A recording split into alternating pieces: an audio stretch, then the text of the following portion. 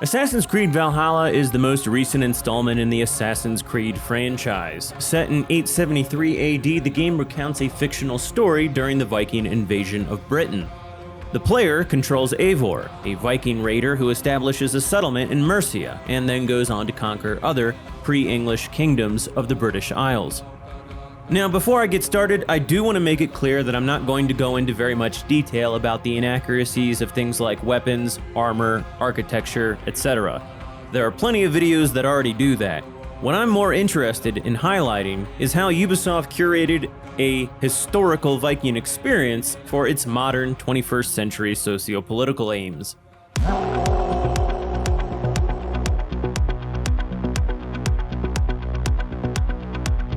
What immediately stands out is Valhalla's pandering to gender fluidity sensibilities. After the prologue, wherein your character's mother kills wave after wave of males from a rival clan, you're prompted with a scene in which the gender of the character is called into question.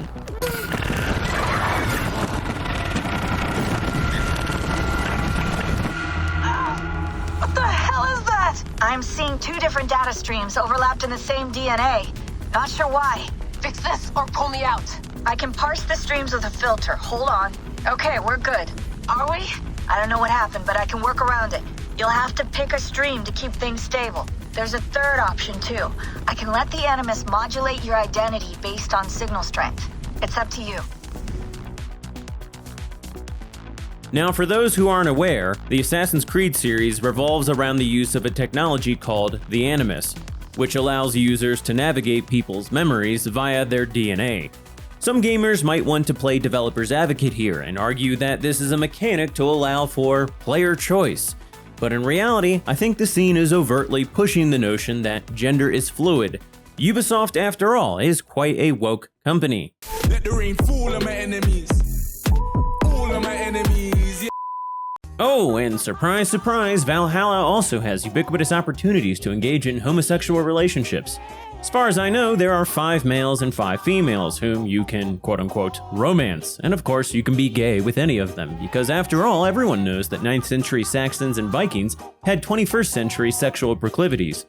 What a perfect figure you have. Poised, powerful, perfect. The next thing that stands out is Valhalla's liberal application of the now infamous Cheddarman studies and related findings on the first Homo sapien inhabitants of Europe. That is, Western hunter-gatherers, or Cro-Magnons, if you like. This is what people looked like in Western Europe and Britain 10,000 years ago. No. While many Saxon and Norse NPCs do look completely normal, many appear Pakistani, Native American, or even from southern India. Now, some of this is due to lighting within the Anvil engine, but there are plenty of scenes in which the contrast reveals purposeful intent.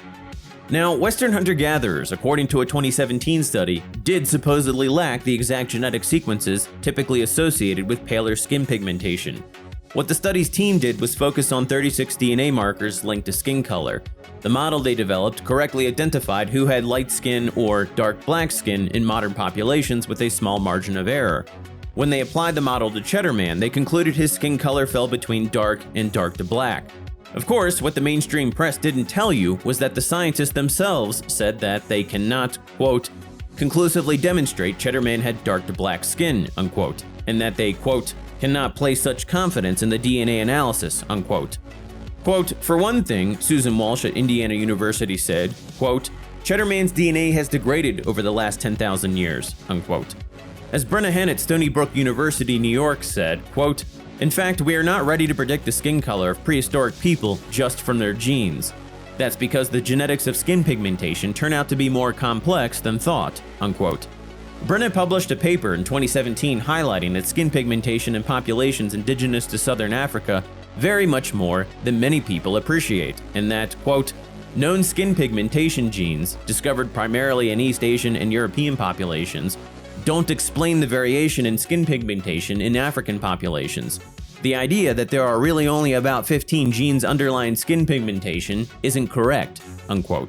Consider that, for example, blonde hair, while strongly associated with Europeans and related populations, also occurs in South Pacific populations with dark skin, but it occurs via an entirely independent and unrelated genetic phenomenon. In other words, the same sets of phenotypic traits in one group may arise in another group by entirely different means. Also of note is that while it's possible that Western hunter-gatherers had a more swarthy complexion, it's doubtful that they would have been as black as modern equatorial peoples are today, since they would have suffered from vitamin D deficiencies in Northern Europe's often cloudy and gloomy climate. Unless, of course, like Tasmanian Aborigines, they ate a lot of shellfish and marine life, but this would have required them all to have lived by the sea, which they didn't.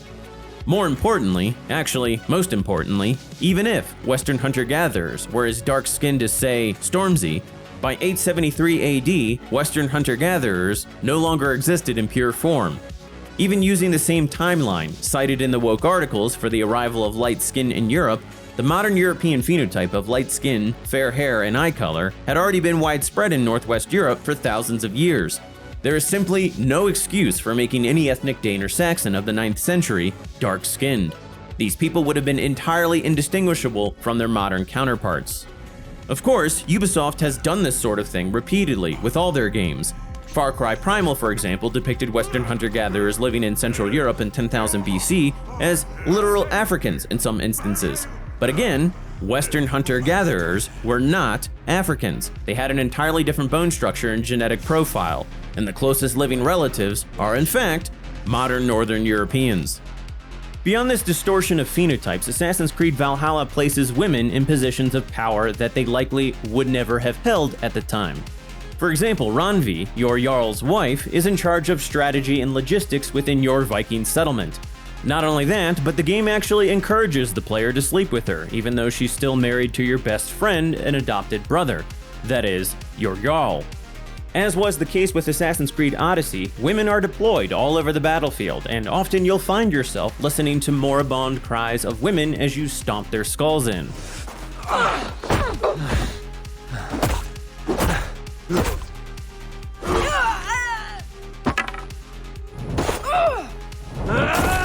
It's axe time!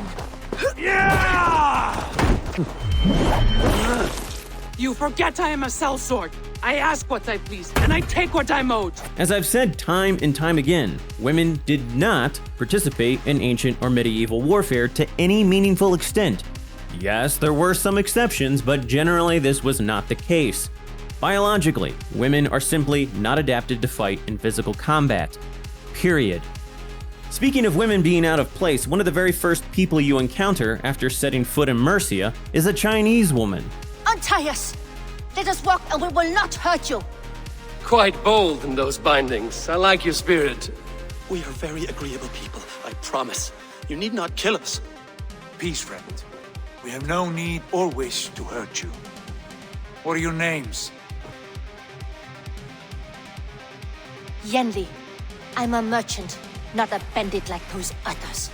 Obviously, there are a number of issues here. Chinese women would not have been traveling alone for thousands of miles without their family. Hell, Chinese women would not have been traveling thousands of miles. Now, I don't want to appear to be claiming historical literacy on various Chinese dynasties, but browsing any literature on the status of women within medieval China reveals Ubisoft's independent female merchant as considerably absurd. We have talked so little since our first days, Yanli, and I know nothing about you. How did you come to live in England? I wish I had a more intriguing story for you. I came from Sun Sao, far from here, for no real reason. Curiosity, I suppose. It is not an exotic story. A young woman, excited by the prospect of travel, granted passage on a trading boat. Do you miss your home? Yes, often. I intend to return one day, or perhaps coax some friends and family to join me here. But I am in no hurry. Well, you're most welcome here. Oh, I should soon have a few spices from the east to add to our feasts. As much as I love your hospitality, your food is, well, you are doing your best. You've got refugees to thank for me. The idea that Yanli's little adventure wasn't an exotic tale is pretty jaw-dropping. Recall that Marco Polo didn't make his famous 24-year journey until the 13th century. Beyond that, while the 9th century Tang Dynasty for women was more liberal than previous and subsequent eras, It wasn't exactly second-wave feminism either. From the book China's Cosmopolitan Empire, Mark Edward writes, quote, "The relative autonomy of Tang women is also demonstrated in an unlikely source, manuals of female conduct. This tradition of writing, initiated by the Han woman writer Ban Zhao, insisted on women's complete submissiveness to their husbands. Its recurring themes were that the husband was a woman's heaven, requiring adoration and obedience, while the woman herself should remain silent and invisible. While the Tang was a time of relative freedom and power for elite women, others became economic commodities who were literally bought and sold in the urban marketplace." Unquote. Now, the more likely outcome for Yanli is that she would have been captured and sold as a slave long before she ever made it to Europe, let alone the British Isles. And even if she did make it, the Vikings themselves often enslaved foreigners.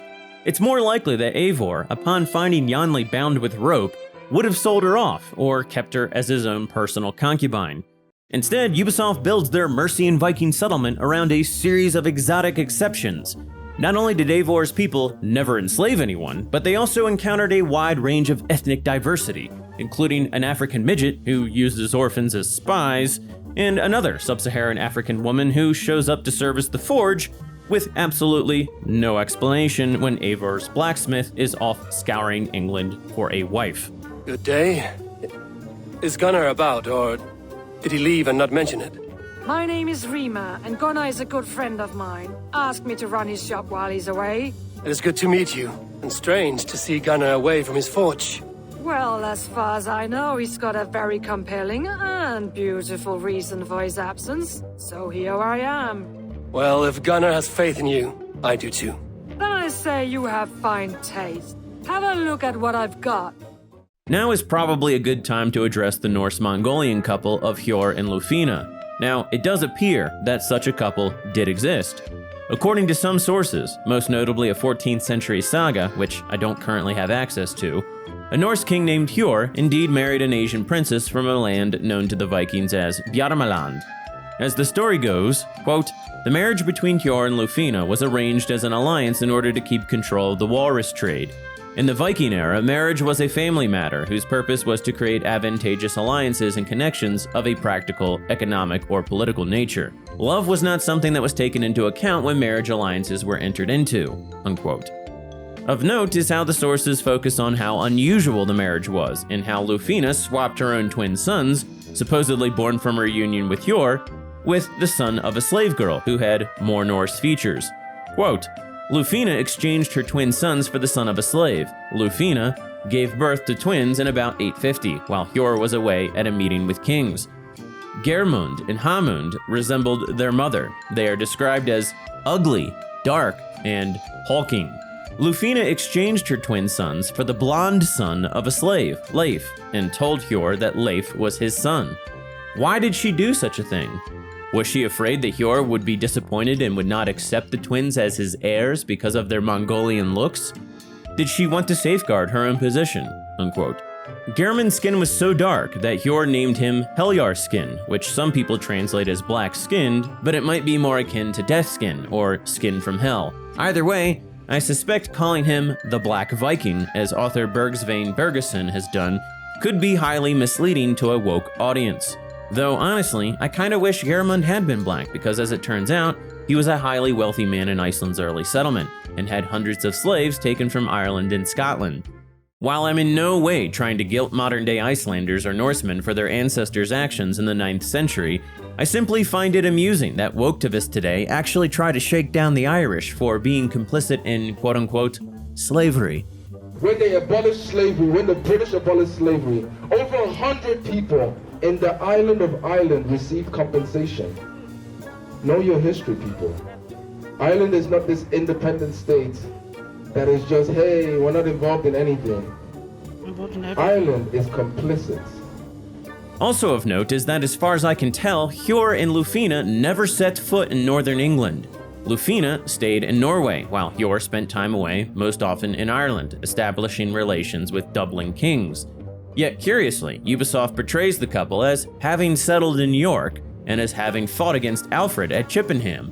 Ljufvina is even depicted as a mighty and fierce warrior who doesn't need a guardian.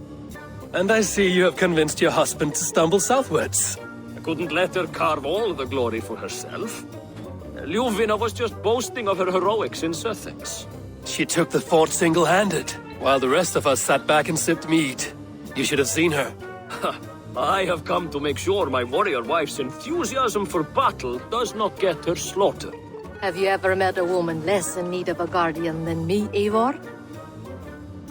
Now beyond all that, quite curiously, while Hjorr and Ljufvina's marriage is shown as burning hot with intimate passion, Randvi and Sigurd's marriage gets annulled after it's announced that all along it had only resulted from strategic planning on the part of their respective clans. Randvi and I have ended our marriage. Moving on, Assassin's Creed Valhalla also makes a fair amount of subtle and not so subtle mockeries of Christianity. Your Christ was an interesting man, if a little soft, but stranger still. I've met so few Christians like him. What I mean to say is, faith is paramount. Yes, for without it, Christ's sacrifice means nothing. He died to save us, did he not? From the original sin of Adam and Eve? Yet evil persists. Yes, evil persists, because he gave us free will. Does a newborn babe, slain by a despot, have free will? Yes. No, I mean, that is too simplistic. Now, of course, yes, there were anti-pagan and anti-Christian sentiments, respectively, from the Vikings and Saxons, but Ubisoft views them through a truly breathtaking 21st century anti-nativist lens. At one point, the player stumbles across a nun who massacred a band of Danes. The scene is pretty absurd at face value. Apparently, a single nun defeated several seasoned Viking warriors in open combat.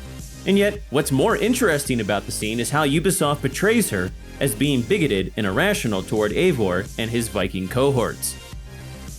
O Lord, forgive not these men their trespasses. Send them instead to the same hell they brought upon our land. Did you kill these men? These defilers killed themselves by despoiling this sacred ground. God told me the full tale. Then he told me to chastise them. And he has told me much about you, too. Stand down, Saxon. I mean you no harm. Yeah.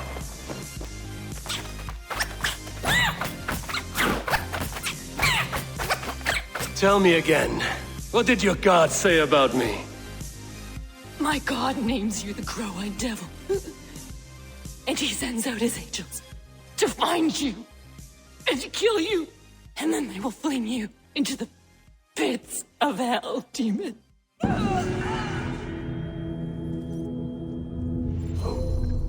Note the title of the world event. While not much is known of the real-life King Edmund, he did exist and was likely killed by Viking invaders. Tradition claims the Danes killed him after he refused to renounce Christ.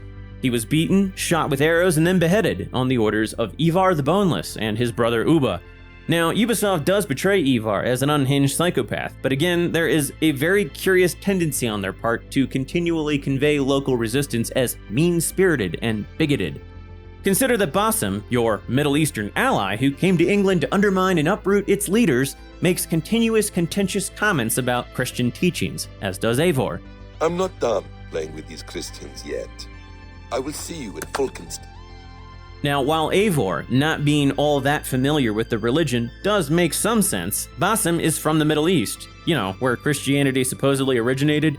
You'd think he'd have encountered it before, yet he often speaks as if it were some strange regional idea unique to Britain. We are deep in their god's heartland, a heathen and a heretic. To hunt Fulke, we'll need a Christian snare. Perhaps it wasn't a great idea to put a Muslim in charge of most of the game's development cycle. Is it really a coincidence, or even appropriate, that most of the game has a Middle Eastern man advising the Viking invaders and helping them to overthrow local kings? Of course, it's also quite amusing that, while Valhalla encourages the player to commit adultery with a Jarl's wife, an act that would have been punishable by death in the 9th century, Ubisoft actually ended up firing Ashraf Ismail after it was found out that he was lying to women about his marital status in order to pursue relationships with them.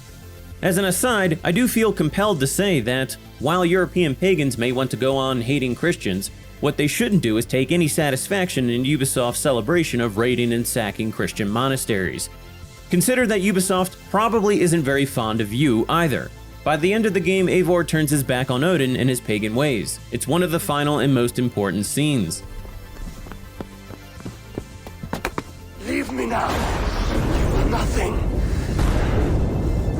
With me, have wisdom, glory, power.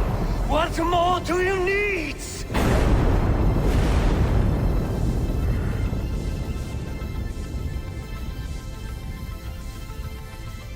Everything else. No! I suspect that Ubisoft is simply using Viking avatars to make a modern takeover of England more palatable to quote-unquote gamers, and to portray such an invasion as a noble and just cause.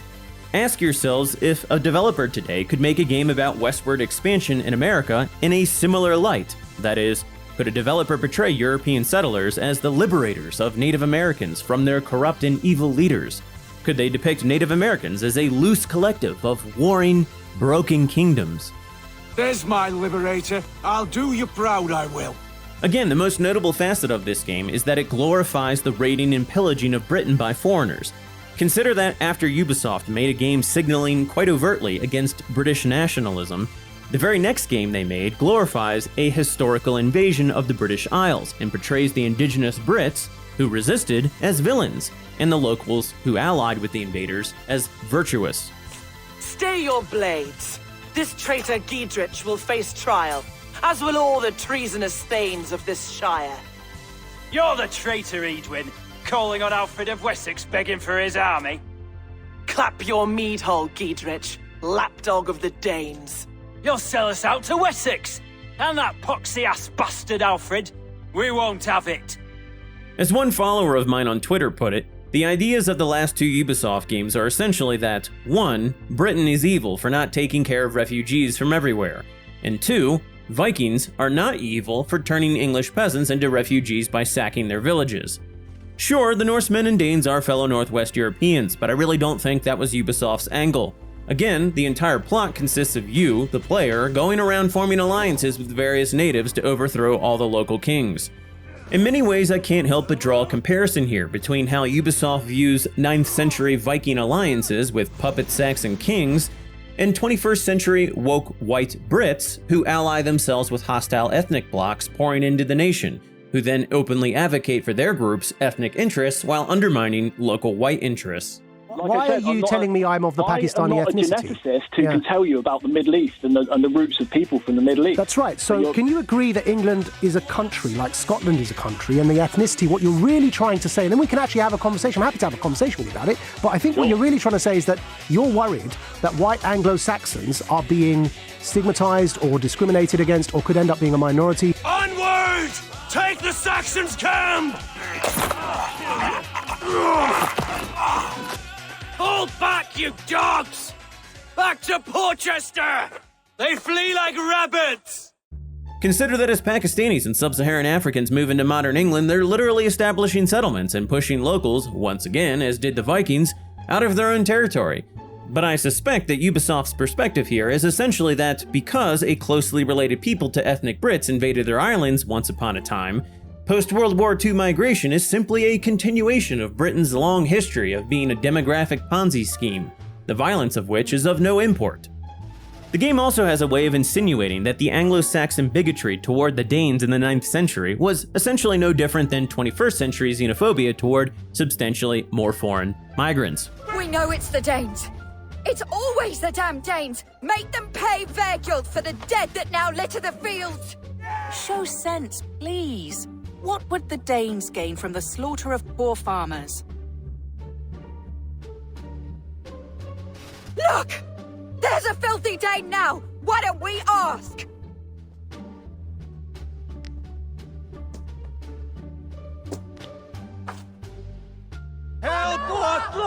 You slaughtered my best milk cow, you beast! I did not touch your herd. You fools are making this worse.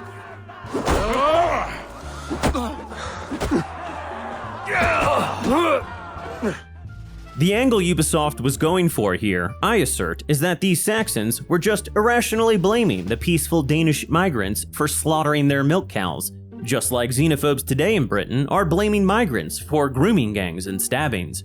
Consider that in this questline, it turns out that the culprit was in fact a mentally retarded Saxon giant whose mother had knowingly and falsely accused the Danes of her own son's crimes. You, the woman from the farm. You lied about the Danes. To protect my boy. The game also furthers the immigrants built Britain trope. Wigmund! Honor thief! I know you're up there. Return Grantbridge to me, Wigmund. No more of our people need die. We may talk this out, lord to lord. What have we to talk about? You have nothing I need. Worth by birth, heathen. I was born a noble. You were plucked from a giant's armpit. I built this town. From a mud hut to a thriving port. And we both know you'll bleed those riches dry without my guiding hand. Leave. Go die in the muck where you belong, heathens. Wigmund, let's try one final time. Quit Grantbridge. And when she is mine once more, I may spare your life. Ha! I command Grantbridge. I am master here. And I will scour you rats from this land like rot from a festering wound. Let me give you some advice, old bear. The surest way to stop a wound from festering isn't with a blade. It's with fire. The idea here is that foreigners took a town that was nothing and built it up into a commercial powerhouse. Then Wigmund came in and stole it after it became successful. Again, Ubisoft is pushing the idea that England was built up by immigrants and that Saxon men are evil. Now, there was a historical figure named Wigmund of Mercia, but he was probably king sometime around 850, not 873. And as far as I know, the character Soma is just pure invention. I can't find the lines at the moment, but there's also a segment in the game wherein various NPCs expound upon the marvelous works the Romans built, and how the Saxons, in comparison, couldn't envision anything beyond mud huts. Did you and your men fail to take the village? No, we had it for a time. It was nothing but a cluster of wattle and daub huts when we came. We made it lively. Grantbridge was a thriving hub of trade and song under the care of Soma Hjorr. But the Saxons took it back. They appeared within the city as if rising from the shadows and drove us out. The game really wants to push the idea that England has only ever achieved anything significant because of outsiders. Of course, when it comes to the sins and wrongs of the British Empire, then magically everyone seems to know who is and isn't an ethnic Brit. Here's another example of Ubisoft's strange bias. Upon building a bakery at your settlement, a man named Tarbin thanks you and asks that you accompany him to buy some supplies. A short time afterwards, a Norse woman within your camp complains to you that some Saxon men robbed her on the road. The irony here should be obvious. In order to progress through the game, Eivor must raid various towns and churches to gather supplies. Raiding is the surest way to find treasures and supplies for building up our settlement. And yet despite this, the player is supposed to feel pity for a member of Eivor's camp who got robbed on the road by some locals. In any event, the woman says the Saxons told her that they expected a certain Guthbin to be home soon, suggesting that Guthbin was a member of Eivor's camp. Well, it turns out that Tarbin and Guthbin are one and the same. The friendly baker is actually a reformed Viking mercenary. Ubisoft then tasks the player with pursuing the evil Saxon men who simply won't leave Tarbin alone to pursue his new life of baking bread for a forward operating base of an invasionary force into Britain. And of course, Wilf, the Saxon man who is holding Tarbin's past over his head, is a short, slippery caricature of a 2-bit opportunistic bandit. Guthbin, my boy, as I live and breathe, you got my message. And you brought a friend. Who might you be, Dane? His new leash? I am Eivor, and the woman you robbed was one of my clan. That will not stand. I know. I'm busted up about it. But tell Tekla, was it? Tell her that her ale is some of the finest we've tasted. The depictions Ubisoft made of men like Ceolwulf, Burgred, Rodri, and others are often entirely fictional inventions. While these men did exist, no one really knows much about them beyond vague historical entries and coinage, and the liberties Ubisoft takes are quite telling. For example, Ubisoft portrays Ceolwulf as a kind of social equal or peer to the Danes, fighting to depose King Burgred for some assumed wickedness on his part that the game never really explains. They just claim Burgred is part of some ancient evil mystical order. The game eventually has you track him down to some catacombs where he's cowering away. His wife sells him out to the Danes, and he's dragged before Ceolwulf and portrayed as a sinister, sniveling coward. My demands are simple. Firstly, you must... You fool. Look around you. You have no leverage here. Plead for your life, for it is the only thing these men will grant you.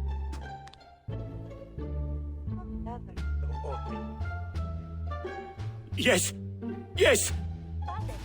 Forgive me, I... Do not harm me. I beg of you. Please. I'll go anywhere. Here. I resign it. Here. Take this lord and his wife to Rome. He is hereby exiled, never to return. Well, here's what the Anglo-Saxon Chronicle actually says about Burgred's dethronement. Quote, "This year the army went from Lindsey to Repton, and there took up their winter quarters, and drove King Burgred over sea about 22 years after he had obtained the kingdom, and subdued the whole country. And Burgred went to Rome, and there remained, and his body lies in St. Mary's Church at the English School. And that same year they committed the kingdom of the Mercians to the keeping of Ceolwulf, an unwise king's thane, and he swore oaths to them and delivered hostages that it should be ready for them on whatever day they would have it, and that he would be ready both in his own person and with all who would follow him for the behoof of the army." Unquote. So Burgred was dethroned, but there's no evidence that he was dragged before Ceolwulf and humiliated. Moreover, Ceolwulf was in reality a puppet of the Danes, installed to do as they pleased. He wasn't considered their equal. Now, unlike in Ubisoft's rendition of events, King Rhodri was not given a blood eagle by Ivar the Boneless. Even if the blood eagle was a literal historical fact and not a literary device, as some have suggested, there are only a couple individuals whom sources say suffered it, and King Rhodri was not one of them. Now, according to the Norse sagas, Ivar gave King Aella of Northumbria a blood eagle in revenge for the latter having captured and thrown Ivar's father, Ragnar Lothbrok, into a pit of vipers. This was sometime around 866, after Ragnar had invaded Aella's kingdom. Such a death for Ragnar would have been highly dishonorable in contemporary Norse paganism. Thus, Ivar was seen by his fellow Vikings as entirely justified in his grotesque killing of King Aella. The thing is, Saxon sources claim Aella simply died in battle at York in March of 867, and moreover, they make no reference to Ivar or his brother Ubba at the battle, though they do later mention both as being responsible for killing King Edmund. Now, returning to King Rhodri, according to the Chronicle of Princes, he died in battle fighting Saxons from Mercia, probably led by Ceolwulf. There is no mention of Ivar or the Vikings. Rhodri's eldest son succeeded him afterwards, and the kingdom didn't fall to anyone until a Saxon invasion in 1063. Yet strangely, Ubisoft saw fit to depict a total Viking victory with Ivar killing Rhodri. Afterwards, Ubisoft has you kill Ivar once you find out that he killed Ceolwulf's son and blamed it on Rhodri, in an attempt to goad you and your allies into attacking Rhodri's forces. Now, I suspect that Ubisoft had the player kill Ivar as a kind of scapegoat, because Ivar was causing too much trouble in their timeline by impeding further alliances between locals and the invaders. Consider the scene wherein Rhodri's wife tries to negotiate peace with Eivor. Lady Angharad, greetings. We come to speak of peace. We are gladdened to hear it. But where is your great king? He stays at the castle at my behest. I feared his presence would inflame the cutthroat Ivar. We have confined our cutthroat to his tent. Both of us fretting over our war-hungry companions. It seems we are of the same mind. A surplus of caution never did any harm. I count this as a blessing. Perhaps then at long last we can end this war. Our peoples have suffered enough. This seems to further the idea that it's just a few bad apples on either side of an ethnic conflict, and if we can only discard those individuals, then we'll all live happily ever after. From Ubisoft's angle, Rhodri and Ivar were ambitious hotheads impeding a settlement between two factions who otherwise might have been at peace. Now, returning to the matter of Rhodri's Blood Eagle, the scene is also interesting because it's one wherein Odin seeds doubts in Eivor's head about Norse culture. As Odin and Eivor watch Ivar torture Rhodri, Odin approves of Ivar's irrational behavior. That is a Norseman, the true essence of old heroes. The Blood Eagle has no true meaning for Ivar. He is doing it simply to take pleasure in suffering. Now, I pull back the flesh. The method will always outlive the meaning. Few in time will care why this man died. But the how, that is a song for the ages.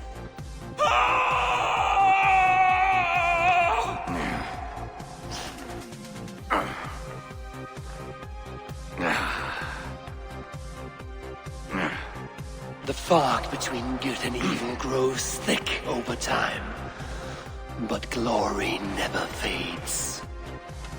There is nothing glorious here. The scene is retarded because Eivor, in theory, could have stopped Ivar at any point, but just sits there listening to Rhodri scream as Odin whispers evil Norse mysticism in his ear. It's only after Ivar reduces the Nordic warrior ethos to a comical caricature and reveals to Eivor that he actually killed Ceolwulf's son that Eivor finally snaps. We are not finished, Eivor. This saga we have written together, it needs an ending. Here and now. It is ended, Ivar. I'm done with this place. A fight to the death. You and me. If I win, I am the greatest Vikinger who ever lived. If I lose, what a tale you have to tell. You are battle drunk, Ivar. Goodbye. Poor Ceolwulf. He barely said a word. When? I pushed that dragon dagger into his heart. No. Just a soft little squeal. And nothing. You sick, cursed fuck-out! The things a man must do. The trials one must face. The friends one must betray. To achieve one's destiny. And become king killer forevermore. Traitor! Ceolbad was... like a son to me! Yes! Yes! So fight me, Wolfkiss, to a glorious death! I mean, at least in the sagas, Ivar's justification for killing Ayla makes some sense because of the dishonorable death Ayla supposedly gave to Ragnar. But Ubisoft's Ivar is just some dim-witted 9th century Nordic Beavis with no deferral of gratification. Oh, my blood runs hot. Let us rush in now and leave a trail of bloody kindling. I want you guys to shoot people. I want tanks and some fire throwers, and I want explosions over here, and I want planes going. That's gonna be cool. It's also of note that Ubisoft portrayed Rhodri's brother as being amenable to betraying Rhodri for a bag of silver. That is, before Ivar slits his throat to goad Rhodri to action. Yet, according to the Chronicle of Princes, Rhodri's brother died in battle alongside him. So, in other words, Rhodri's brother was deathly loyal to him. Speaking of loyalty to kings, the central plot device of the game hinges on rescuing your Jarl, Sigurd, after he is kidnapped by a deranged woman who preaches heretical Christian teachings. The villainy of everyone who stands between you and restoring your Jarl to his rule is made quite apparent, and yet, all the while, you're going around burning down and robbing monasteries and killing local kings.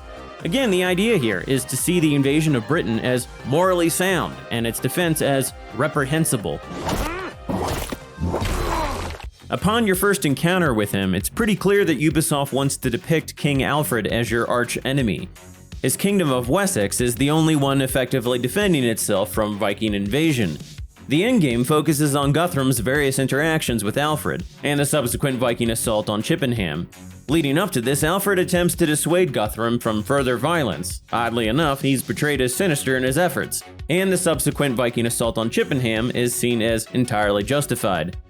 Tonight, Wessex's last resistance will crumble. I follow you, Eivor. And I. According to various sources in 876, Guthrum attacked and occupied Wareham and Dorset. Alfred blockaded them but was unable to take Wareham by force. He then negotiated a peace with Guthrum that involved an exchange of hostages and oaths, which the Danes swore on a holy ring associated with the worship of Thor. In Ubisoft's depiction, however, Alfred makes some snide remark about having killed Ubba Ragnarsson, which deeply angers Guthrum and Eivor, who then feel justified in breaking the oaths they just swore to him, and proceed to scream something about burning the entire town down. Their commander, what did his men cry as he fell? Ula? Ubba? Yes, that was it. Remember, you have taken my silver. In return, I expect your honor. I will await news of your retreat in Chippenham. Ubba dead? It cannot be! Gods, I will tear that Saxon skin from his bones if this is true! Alfred hisses with a snake tongue, but he gains nothing from this lie. When news of this spreads through the camp, no Saxon will survive the day. You swore upon the cross. Oh, I have no intention of cowing to that milk sack. Now more than ever, I will take his throne and his head! In Winchester, Alfred used me as a tool and cast me aside. So let the betrayer be betrayed. We'll burn this village to the ground. After that, we take care of Alfred. In Ubisoft's rendition of events, Alfred is holding Danish hostages at a nearby location, which Eivor and Guthrum rescue. However, what Ubisoft doesn't tell you is that in real life, after having broken their oaths to Alfred, Guthrum killed all the Saxon hostages Alfred had given him in the hope of securing peace, and then slipped away under the cover of night to Devon. Alfred pursued Guthrum and the Danes to Devon, where they were forced to surrender after their reinforcements had been lost at sea. Alfred, once again, allowed them to give hostages. The Danes withdrew to Mercia, and then, 2 years later, in January 878, they attacked Chippenham, the royal stronghold Ubisoft references in their game. According to the Anglo-Saxon Chronicle, the Danes killed most of the people there, except for Alfred, who was able to flee with a small band. As legend goes, Alfred, upon fleeing into the countryside, was given shelter by a peasant woman who, unaware of his identity, left him to watch some wheaten cakes she had left cooking on the fire. Preoccupied with the problems of his kingdom, Alfred accidentally let the cakes burn and was scolded by the woman upon her return. Ubisoft depicts much of this, but with a significant twist. Alfred was actually part of the secret evil organization Eivor and his Middle Eastern allies were fighting to uproot from England. But Alfred had decided he wanted no part of the fictional order and had been secretly sending you information on the whereabouts of its various leaders so that you could kill them all. Something about the order defiling the grandeur of God and wanting his own version of a universal divine order. Christians may feel inclined here to view Alfred as a good guy from this perspective, but in Ubisoft's scenario, Alfred sold out all his fellow kings of the British Isles to a faction of foreigners whom he used as pawns through subterfuge to kill off his rivals. Also, quite curiously, when Alfred points out that Eivor helped him save England from the Order, regardless of Eivor's intent, Eivor replies that England is no more and that Alfred has no kingdom. You have saved England, whether or not that was your intent. Now let England save you. England is no more, Lord. You are the last of her kings, and yet you have no kingdom. Look around you. God's works are wondrous. They cannot be ignored, nor resisted. In time, all those who accept God will flourish, and all those who defy him will fall away. Should you remain in England, you too will one day be her subject. Oh, bloody crumbs! The cakes are burnt! Where is that man? Young man, where have you gone?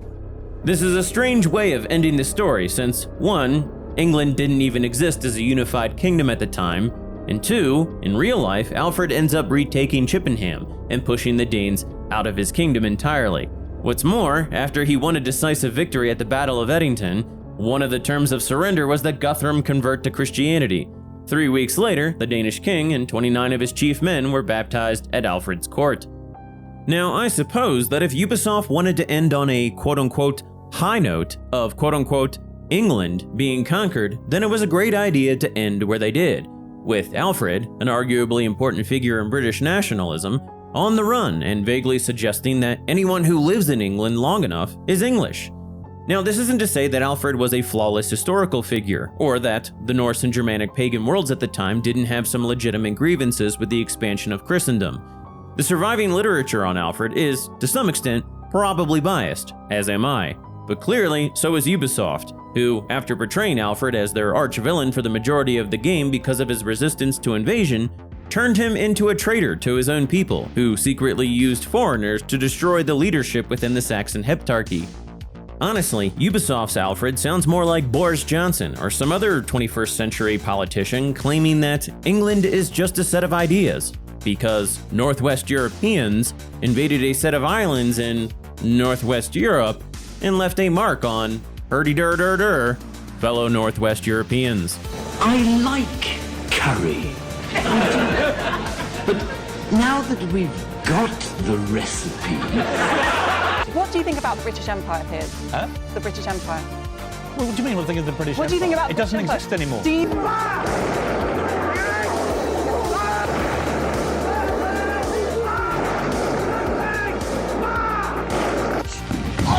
Racist and why? Who made me a racist? Cut down by race. There's a 9% increase in white people, essentially 1% increase in sexual homelessness for Asian people. So here we've got... Just like that, Leicester City pounce, and Leicester City will take... Send to all the world a message! England lives and marches on!